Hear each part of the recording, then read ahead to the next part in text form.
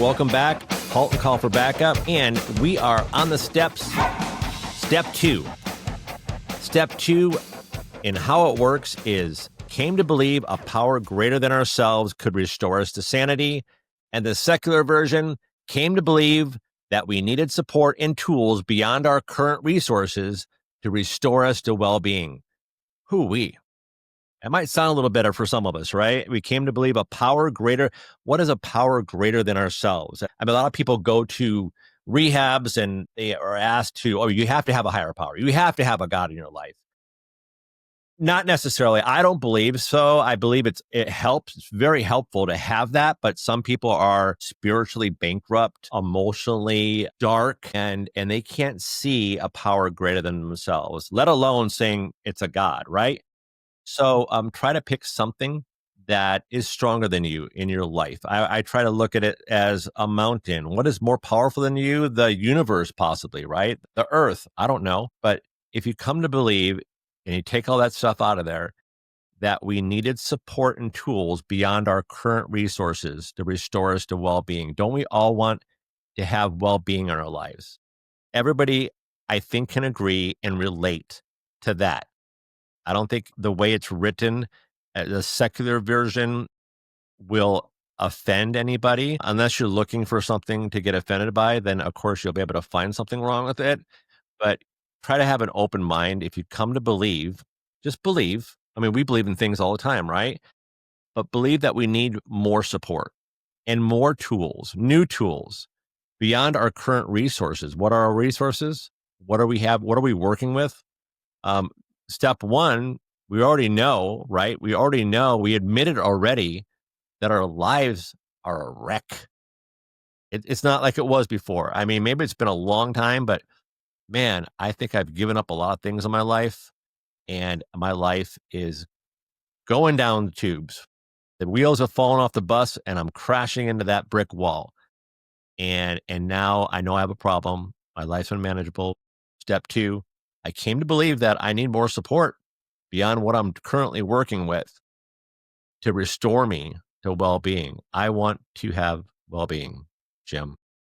Mike, as you work through step 1, whether you're doing it by yourself or you're under the guidance of a sponsor-sponsee relationship, as we talked about in the last podcast, first step was to admit we have a problem and that our lives became unmanageable, just like you said a second ago.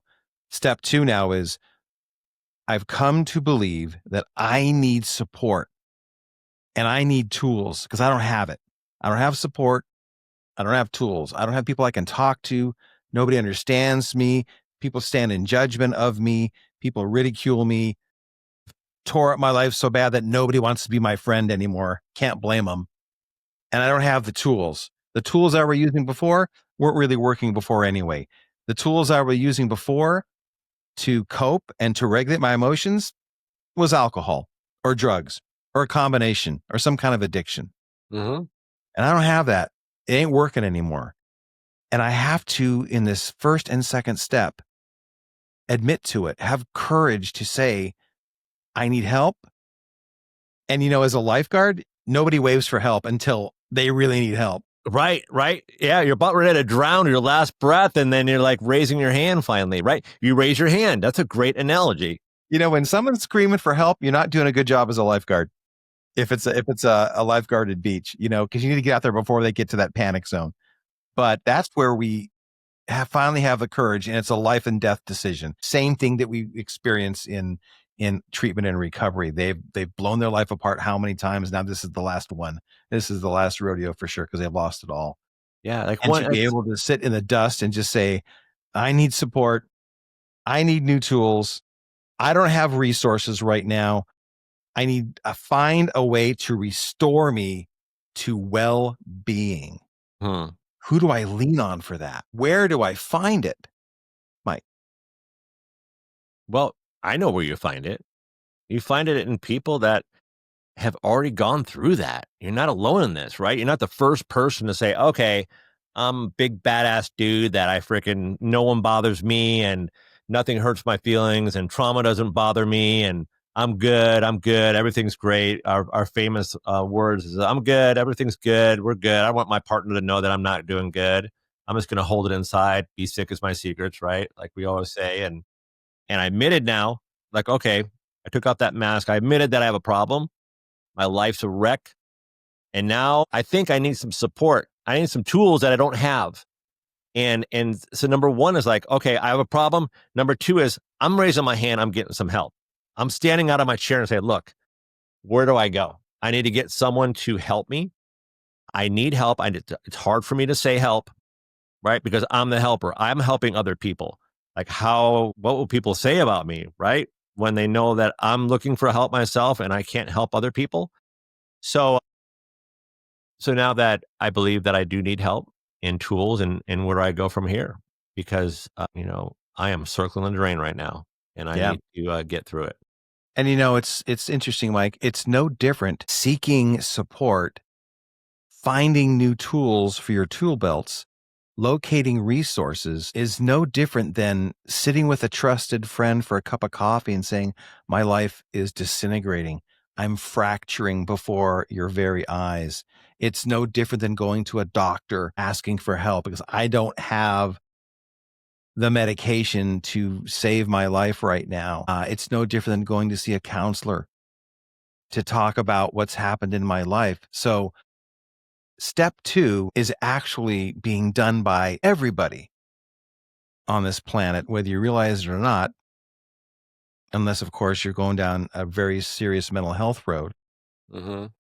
And these sorts of thoughts aren't within your atmosphere, but you're already doing it. So I want to encourage people out there, just push a little further. Yeah. Yeah. Take that extra step or two. And in life, we have these things we want to learn, right? That's why we go to school. That's why we read books. That's why we study. That's why we try to learn from people that we want to emulate. We want to succeed in life. The best success for me in life is that I can finally feel grateful at any given time. And I could actually be present and mindful of this very moment. This very moment that I'm talking to you right now, I am extremely grateful, Jim. I am extremely grateful that I have this opportunity to do what we are doing here and to share my story and to possibly get through someone that might need to hear what I have to say, spark something in them. And that's what I do this for. I do this because of two concepts that I learned or statements that I learned is this. I had to learn about my recovery. I had to learn what this was. 12 steps, AA, NA, going to meetings, getting a sponsor, reading the big book, working the 12 steps with a sponsor and not drinking or using no matter what, or gambling or whatever, you're into. But the concept was this, is that I can't give away what I don't have. And I could not give away what I'm saying right now because in the beginning, and I'm saying over several months, years, I knew in my heart I was not ready to give because I did not have yet. I had a lot and I was gaining more knowledge and I was practicing this knowledge. Knowledge to me, doesn't mean that much unless you're actually practicing it. I might be really good at reading a book and telling you exactly what it's about, or listening to a story, or researching something and telling you step by step how to do it. But if I don't actually practice it myself, I don't have it completely yet. At least that's how I think about things. So I can't give what I don't possess. And then the flip side of that is, after that is gone through, I can't keep what I don't give away. And that just blew my mind when I first heard that, because I didn't make these things up, right? These are things that I've heard. And I formulate my recovery, and I've made some things up, of course, but over time, I formulate these things so I can understand them better and I could actually give them to other people better too. But I can't keep what I don't give away is very, how would you look at that? Because it's a concept of being sick is your secrets. A lot of times I'm growing up and you want to hold in those secrets because you're afraid other people will take them from you, right? You don't want to give information. You don't trust a lot of people let's make it I statements. I don't trust a lot of people. I'm going through my life and I want to make sure I'm keeping it close to the vest. Only a select people get to know what's really going on in Mike's life. And I'm not really that open. And pretty soon I want to keep my secrets because I've seen it happen in the past. I've told someone and they use it against me. So that's it. I'm done. Right. It's like going to that first meeting. It's like, oh, this meeting sucked. I mean, this chick over here was freaking on her phone and the guy was crying about his freaking wife who left him. And, they passed around this basket and they wanted $1. There's already $3 in there. God, you think they want more than $3 to keep the meeting going? Right. We're looking for the bad things. The place smelled and whatever. They had good coffee though, but they didn't have a good cream. And you can always find something wrong with anything. But the concept of I can't keep what I don't give away was so interesting to me because it's right. Once I start giving this away, why do I have to hold on to this for? I'm not like, I don't have a business saying, Mike's recovery are us, come in here, I'll give you the keys to the kingdom. No, it's like, hey, this is what helped me. And by me giving it to you, it actually helps me. I get to keep it, right? Because I share it. And if I share it enough times, it gets ingrained in my brain. So when I say keep coming back, it works if you work it, if you're not 100% in, you're 100% out. All these terms, it's not the very first time I've said it. I've said it numerous times and it reinforces my recovery. Thank God for this moment, Jim. Thank God for you. Thank higher power. Thank, what else did we say it was? Support. Thanks, support. Okay. Mike, you mentioned holding on to things so tight, not opening up for a lot of good reasons, not being honest, keeping secrets. There's a lot of good reasons for that. And like earlier in this, in our podcast, you mentioned, if people don't have a spirituality or don't have a higher power, God, Jesus, whoever you choose or don't choose, sometimes those folks are going down a dark road. And sometimes there's really good reason why they look the other way against spirituality because of some of the things they've endured as children. There's a whole lot of reasons why people may or may not have a faith. And that's on them to figure out. This show isn't to change anybody's mind. Rather, what I love about your version of the steps is that it takes that out of there. So there's no edge there. There's no reason not to take a closer look at them. And when you talked about opening up and being honest and being vulnerable, I learned something so long ago. It was much easier for me. My style, my personality is I love being on a team. And being on a team is really a ton of fun if you're open to the team experience. Sharing your knowledge and wisdom with others, receiving knowledge and wisdom and critique from others. Hopefully they give it to you with love. But how many, Mike, do you remember this? Do you remember when people were trying to promote in the police departments? Sometimes the people that were going to run for sergeant, very open, their notes were out everywhere. They were happy to share with other people that were trying to be sergeants as well. And then there was the polar opposite. You'd walk into the room, you knew they were studying for the sergeants. Man, they'd close everything up. They'd shove it in the locker. They'd lock it up and wouldn't want to share with anybody for whatever those reasons are. Most of the time it was, I want to be promoted and I need to get ahead of you and anybody else. And I'll be cutthroat about it. I'll do whatever it takes. I just don't have time for that. I love the way I was trained as a lifeguard, and I took that with me in my life. I'll never forget it as a rookie lifeguard. Supervisor comes on, gun down the beach and goes in my tower with me. Hey, how's it going, Rook? It's going well. Let's do some training, And then he would say to me, one of these days you'll be a supervisor. I want you to train the same way. Get in the lifeguard towers, help the new hires out, help each other out. None of us are perfect. We're going to make mistakes. Help each other.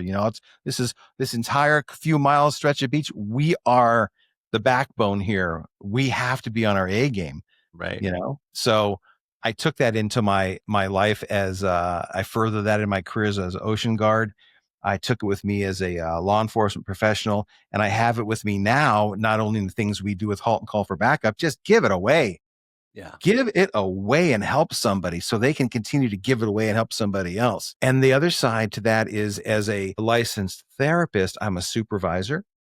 I teach at a college. I'm an adjunct professor, and I'm big on giving it away. I want to give as much as I have to everybody so they can take it and run with it too, not hold back. And that is important when you're diving into the step work. You've got people attending these meetings who are giving it away.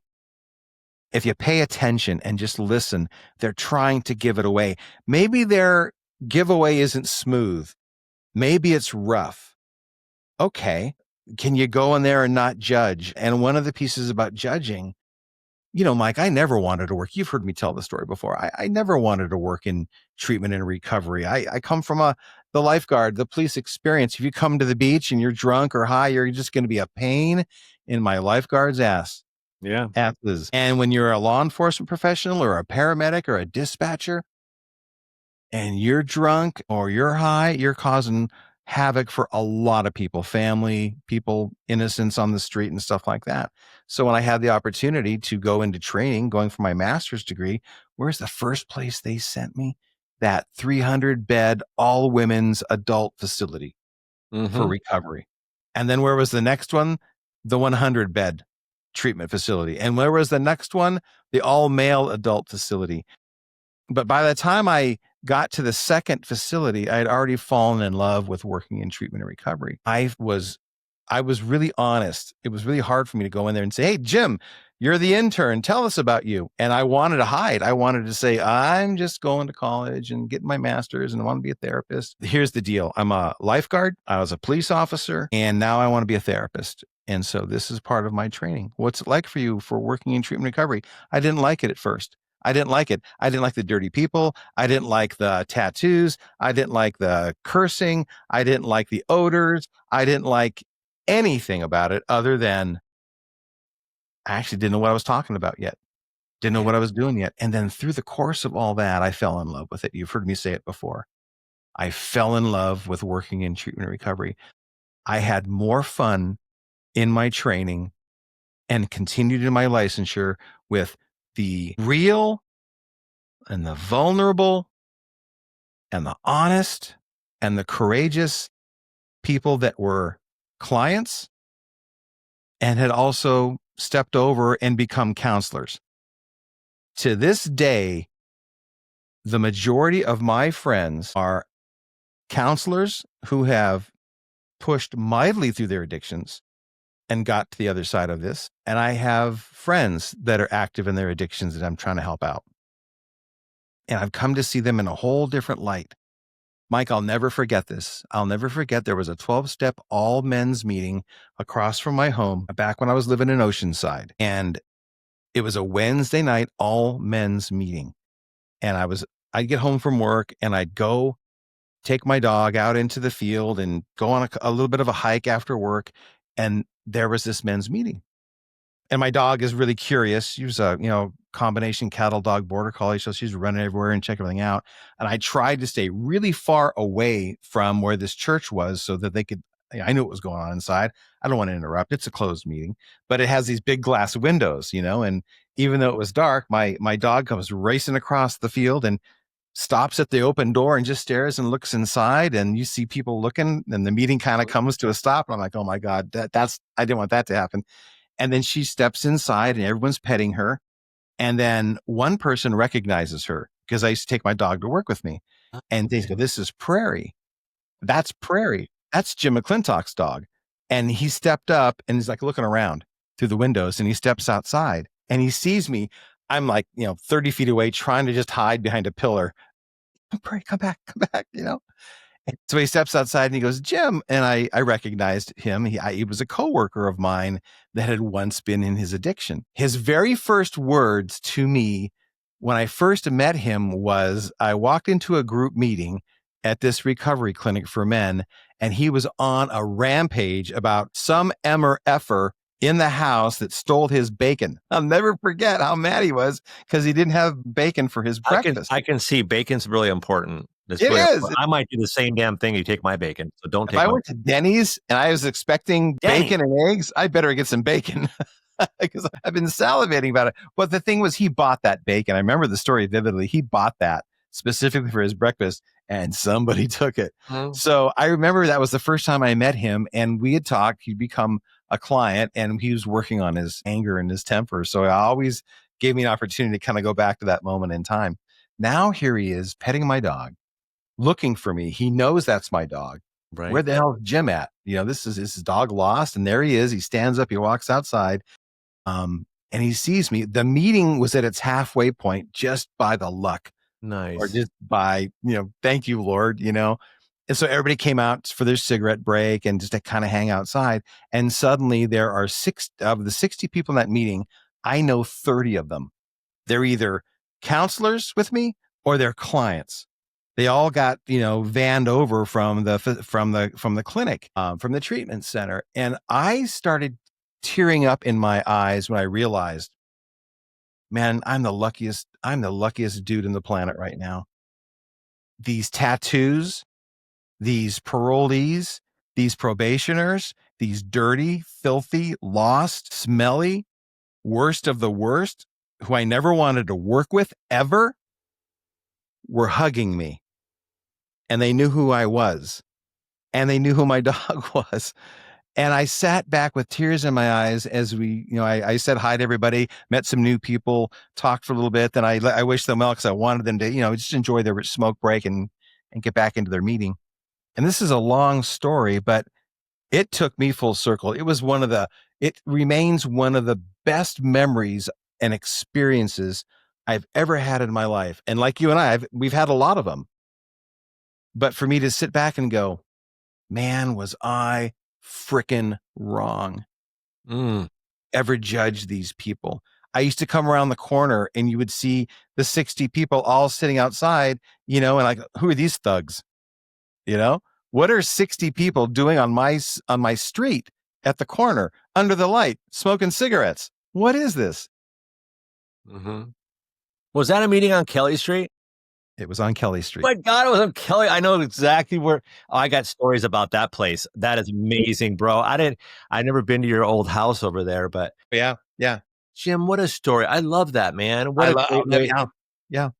It was on Kelly Street, and I had such a turnaround in my heart, and to be able to see it like from that perspective now, So when I go past a place where I can figure out pretty quick, oh, there's a meeting going on over there, I make sure I wave. I can be in another city, I can be in another state where I am now, and I'll still wave to people, and it's fun to see them wave back and like nod back and that kind of a thing. Not all of them do, because they're on different phases of their recovery and in their life and what's going on with them. But I'm telling you all, everybody who's listening to this,